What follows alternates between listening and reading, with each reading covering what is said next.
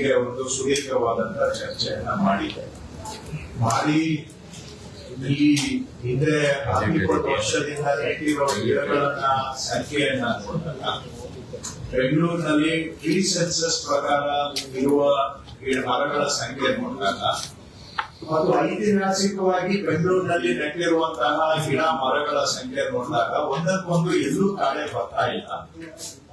ಹಾಗಾಗಿ ಈ ಗಿಡ ನೆಡುವ ಕಾರ್ಯಕ್ರಮ ಸರಿಯಾಗಿ ಆಗ್ತಾ ಇಲ್ಲ ಅನ್ನುವಂತಹ ಸಂಶಯವನ್ನ ನಾನು ಸ್ಪಷ್ಟವಾಗಿ ವ್ಯಕ್ತ ಮಾಡಿದ್ದೆ. ರಿಪೀಟ್ ಮಾಡಬೇಕು ಅಂದ್ರೆ 20 ವರ್ಷದಲ್ಲಿ ನೋಡಿದ್ರೆ 20 ಲಕ್ಷ ಗಿಡ ನೆಟ್ಟಿದ್ದೀವಿ ಅಂತ ಹೇಳ್ತಾರೆ. ಬೆಂಗಳೂರಲ್ಲಿ ಪ್ರೀ ಸೆನ್ಸಸ್ ಅಲ್ಲಿ ಅಷ್ಟು ಸಂಖ್ಯೆನೇ ಬರ್ತಾ ಇಲ್ಲ. ಹಾಗಾದ್ರೆ 100-200 ವರ್ಷದಿಂದ ನೆಟ್ಟಂತ ಗಿಡಗಳು ಕೂಡ ಬೆಂಗಳೂರಿನಲ್ಲಿ ಇದಾವೆ. ಅವುಗಳನ್ನೆಲ್ಲ ತುಲನೆ ಮಾಡಿದಾಗ ನೆಟ್ಟಂತಹ ಗಿಡ ಎಲ್ಲೋ ಇತ್ತು ಅನ್ನುವಂತಹ ಪ್ರಶ್ನೆಯನ್ನ ನಾನು ಮಾಡಿದ್ದೆ. ಆವಾಗ ತಾವುಗಳು ಕೇಳಿದ್ರು ಇದನ್ನ ಏನು ಎನ್ಕ್ವೈರಿ ಮಾಡಿಸ್ತೀರಾ ಹೇಗೆ ಏನು ಅಂತ. ನಾನು ಅವತ್ತು ಹೇಳಿದ್ದೆ, ಹಳೆಯದನ್ನ ಇದು ಇವತ್ತು ನಡೆದಿರೋದಲ್ಲ, ವರ್ಷಗಳಿಂದ ನಡ್ಕೊಂಡು ಬಂದಿರುವಂತಹ ಪರಿಪಾಟಲುಗಳು ಇವೆಲ್ಲವೂ ಕೂಡ.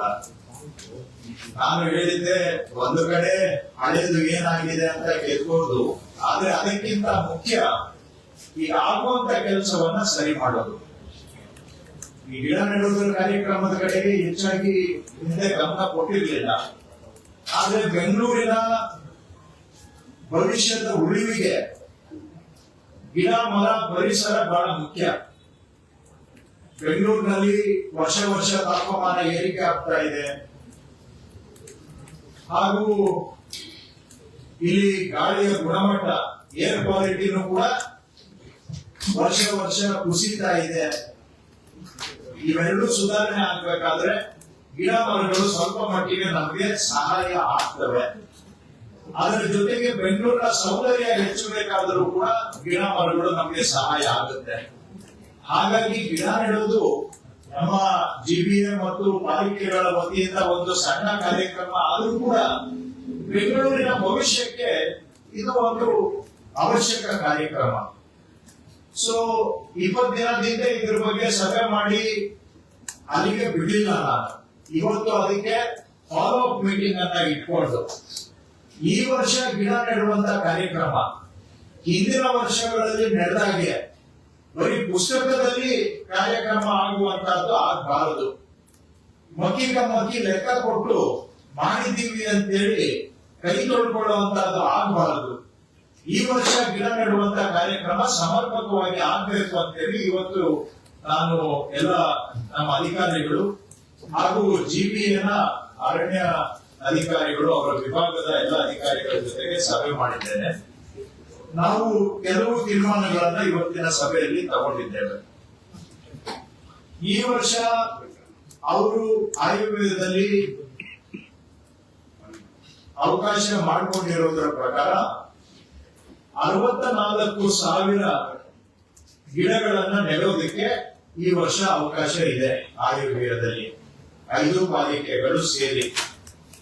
ಅದಲ್ಲದೆ 40,000 ಗಿಡ ಯಾರಾದರೂ ಸಾರ್ವಜನಿಕರು ಕೇಳಿದ್ರೆ ಅವರಿಗೆ ಉಚಿತವಾಗಿ ವಿತರಣೆ ಮಾಡೋದಕ್ಕೆ ಅವಕಾಶ ಇದೆ. 64,000 ಗಿಡ ನೆಟ್ಟು ಕನಿಷ್ಠ 3 ವರ್ಷ ಪೋಷಣೆ ಮಾಡುವಂತಹ ಜವಾಬ್ದಾರಿ ಪಾಲಿಕೆ ಮೇಲೆ ಇರುತ್ತೆ. ಅದರಲ್ಲಿ 64,000 ಇದೆ. ಅದಲ್ಲದೆ ಸಾರ್ವಜನಿಕರ ಮನವಿಯ ಮೇರೆಗೆ ವಿತರಣೆ ಮಾಡೋದಕ್ಕೆ 40,000 ಇದೆ. ಸೊ ಈ ಗಿಡ ನೆಡೋ ಕಾರ್ಯಕ್ರಮ ನಿಜವಾಗಿ ಕಾರ್ಯರೂಪಕ್ಕೆ ಬರಬೇಕು. ದಾಖಲೆ ಏನ್ ಹೇಳುತ್ತೆ ಅದರ ಪ್ರಕಾರ ಕೆಲಸ ಆಗ್ಬೇಕು ಅಂತ ಹೇಳಿದ್ರೆ ಅಧಿಕಾರಿಗಳ ಜೊತೆಗೆ ಸಾರ್ವಜನಿಕರ ಸಹಭಾಗಿತ್ವದಲ್ಲಿ ಮಾಡಿದ್ರೆ ಈ ಕಾರ್ಯಕ್ರಮ ಸಮರ್ಪಕವಾಗಿ ಆಗುತ್ತೆ ಅನ್ನೋದು ನನ್ನ ನಂಬಿಕೆ. ಹಾಗಾಗಿ ಇದನ್ನ PPPP public private planting program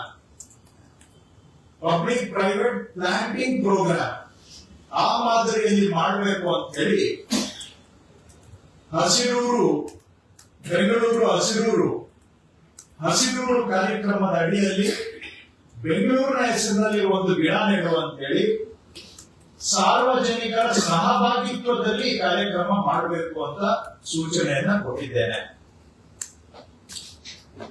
ಈ 64,000 ಗಿಡ ಎಲ್ಲಿ ನೆಡಬೇಕು ಅಂತ ಮೊದಲನೇ ಆಯ್ಕೆಯನ್ನ ನಾವು ಸಾರ್ವಜನಿಕರಿಗೆ ಕೊಡ್ತಾ ಇದ್ದೇವೆ. ಸಾರ್ವಜನಿಕರು ಅಂದ್ರೆ ಯಾರು ಬೇಕೋ ಇಂಡಿವಿಜುವಲ್ಸ್ ಕೇಳ್ಬೋದಾ ಅಂತ ನೀವು ಕೇಳ್ಬಹುದು. ಈಗ ನಮ್ಮ ಬಹುತೇಕ ಬೆಂಗಳೂರಿನ ಎಲ್ಲಾ ಬಡಾವಣೆಗಳಲ್ಲೂ ಕೂಡ ನಿವಾಸಿಗಳ ಕ್ಷೇಮಾಭಿವೃದ್ಧಿ ಸಂಘಗಳು ಇದಾವೆ, ರೆಸಿಡೆಂಟ್ ವೆಲ್ಫೇರ್ ಅಸೋಸಿಯೇಷನ್.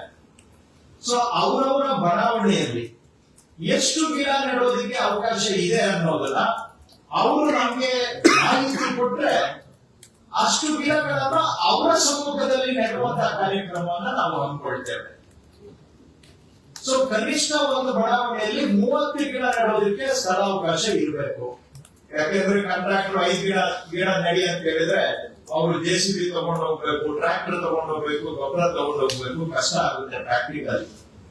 ಹಾಗಾಗಿ ಕನಿಷ್ಠ ಒಂದು ಬಡಾವಣೆಯಲ್ಲಿ 30 ಗಿಡಗಳಾದ್ರೂ ನೆಡೋದಿಕ್ಕೆ ನಿಮ್ಮ ಬಡಾವಣೆಯಲ್ಲಿ ಸ್ಥಳಾವಕಾಶ ಇದ್ರೆ ನಮಗೆ ನೀವು ಮನವಿಯನ್ನ ಕೊಡಿ. ಗಿಡದಿಂದ ಗಿಡಕ್ಕೆ ಕನಿಷ್ಠ 12 ಅಡಿ ಆದ್ರೂ ಅಂತರ ಇರಲೇಬೇಕು. 12 ಅಡಿ ಆದ್ರೂ ಅಂತರ ಇರಬೇಕು. 12 ಅಡಿ ಅಂತರ ಇದ್ದು ನಿಮ್ಮ ಬಡಾವಣೆಯಲ್ಲಿ 30 ಗಿಡ ನೆಡೋದಕ್ಕೆ ಅವಕಾಶ ಇದ್ರೆ ತಾವು ನಿಮ್ಮ ಮನವಿಯನ್ನ ನಮಗೆ ಕೊಟ್ರೆ ನಮ್ಮ ಅಧಿಕಾರಿಗಳು ಸ್ಥಳ ಪರಿಶೀಲನೆ ಮಾಡಿ ನಿಮ್ಮನ್ನ ಸಂಪರ್ಕ ಮಾಡಿ ನಿಮ್ಮ ಸಮ್ಮುಖದಲ್ಲಿ ಗಿಡ ನೆಡೋ ಕಾರ್ಯಕ್ರಮವನ್ನ ನಾವು ಮಾಡ್ತೇವೆ.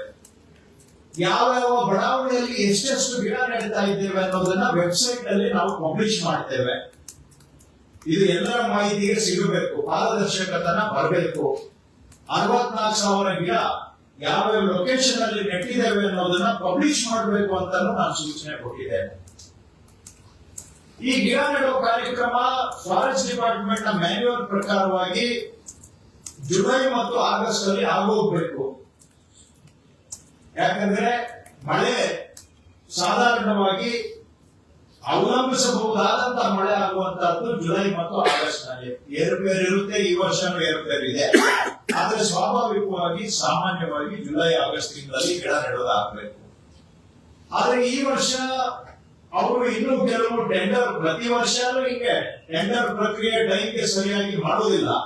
ಆಮೇಲೆ ಅವಸರದಲ್ಲಿ ಗಿಡ ನೆಡೋ ಕಾರ್ಯಕ್ರಮ ಮಾಡಿದೀವಿ ಅಂತ ಹೇಳಿ ಏನೋ ಒಂದಷ್ಟು ನೆಟ್ಟು ಬಿಟ್ಟು ಒಂದಷ್ಟು ಲೆಕ್ಕ ಕೊಟ್ಬಿಟ್ಟು ಮುಗಿಸ್ಬಿಡ್ತಾರೆ. ಇನ್ ಮುಂದೆ ಆ ರೀತಿ ಆಗ್ಬಾರ್ದು ಅಂತ ನಾನು ಸೂಚನೆ ಕೊಟ್ಟಿದ್ದೇನೆ. ಈ ವರ್ಷನೂ ಕೆಲವು ಇನ್ನೂ ಟೆಂಡರ್ ಫೈನಲೈಸ್ ಆಗಿಲ್ಲ. ನಾನು ಅವ್ರಿಗೆ ಹೇಳಿದ್ದೇನೆ, ಏನೇ ಇದ್ರು ಕೂಡ ಇನ್ನೊಂದು 10 ದಿನದಲ್ಲಿ ನಿಮ್ಗೆ ಎಲ್ಲ ಟೆಂಡರ್ ಫಾರ್ಮಾಲಿಟೀಸ್ ಮುಗಿಸ್ಕೊಳ್ಬೇಕು. ಕೆಲವು ಕೋರ್ಟ್ ನಲ್ಲೂ ಕೂಡ ಕೇಸ್ ಇದೆ. ಕೋರ್ಟ್ ನ ಅನುಮತಿ ತಗೊಂಡು ಅದನ್ನ ಫೈನಲೈಸ್ ಮಾಡಿ 12 ದಿನದಲ್ಲಿ ಟೆಂಡರ್ ಮುಗಿಸ್ಬೇಕು. ಆಗಸ್ಟ್ 15ನೇ ತಾರೀಕಿಗೆ ಈ ಗಿಡ ನೆಡೋ ಕಾರ್ಯಕ್ರಮ ಬೆಂಗಳೂರಿನಾದ್ಯಂತ ಆರಂಭ ಆಗಬೇಕು. ಈ ಹಸಿರೂರು ಅಭಿಯಾನ ಏನಿದೆ ಆಗಸ್ಟ್ 15ಕ್ಕೆ ಆರಂಭ ಆಗಬೇಕು, ಸೆಪ್ಟೆಂಬರ್ 15ಕ್ಕೆ ಮುಗಿಬೇಕು. ಆಗಸ್ಟ್ 15ರಿಂದ ಸೆಪ್ಟೆಂಬರ್ 15 1 ತಿಂಗಳ ಅವಧಿಯ ಒಳಗಡೆ ಇವ್ರದೇನು 64,000 ಗಿಡ ನೆಡುವುದಕ್ಕೆ ಆಯವ್ಯಯದಲ್ಲಿ ಅವಕಾಶ ಮಾಡಿಕೊಂಡು ಅದಕ್ಕೆ ತಕ್ಕ ಹಾಗೆ ಕಾರ್ಯಕ್ರಮವನ್ನು ರೂಪಿಸಿದರೆ ಇದು 1 ತಿಂಗಳ ಅವಧಿಯಲ್ಲಿ ಗಿಡ ನೆಡುವಂತದ್ದು ಆಗಬೇಕು. ಹಾಗೂ ಅದೇ ಸಂದರ್ಭದಲ್ಲಿ ಯಾರಾದ್ರೂ ಸಾರ್ವಜನಿಕರೇ ಆಗಲಿ ಅಥವಾ ಯಾವ್ದಾದ್ರೂ ಸ್ವಯಂ ಸಂಘಗಳು ಆಗಲಿ ಅವರು ಏನಾದ್ರೂ ನೀವು ಗಿಡ ಕೊಡಿ ನೆಡೋದು ನಾವು ಮಾಡ್ಕೋತೇವೆ ಅಂತಿದ್ರೆ ಅವ್ರಿಗೂ ಕೂಡ ರಿಕ್ವೆಸ್ಟ್ ತಗೊಂಡ್ಬಿಟ್ಟು 40,000 ಗಿಡ ಅವ್ರಿಗೂ ಅವಕಾಶ ಮಾಡಿಕೊಡ್ಬೇಕು. 64,000 ಪಾಲಿಕೆಯಿಂದ ನೆಡುವಂತಹದ್ದು, 40,000 ಜನರೇ ನೆಟ್ಕೊಳ್ತೀವಿ ಅಂತ ಹೇಳಿದ್ರೆ ಅದಕ್ಕೂ ಅವಕಾಶ ಇದೆ. ಸೊ ಎರಡಕ್ಕೂ ಕೂಡ ನೀವು ಸಾರ್ವಜನಿಕರಿಂದ, ಸಂಘ ಸಂಸ್ಥೆಗಳಿಂದ ರಿಕ್ವೆಸ್ಟ್ ತಗೊಳ್ಬೇಕು ಅಂತ ನಾನು ಅವರಿಗೆ ಸೂಚನೆ ಕೊಟ್ಟಿದ್ದೆ.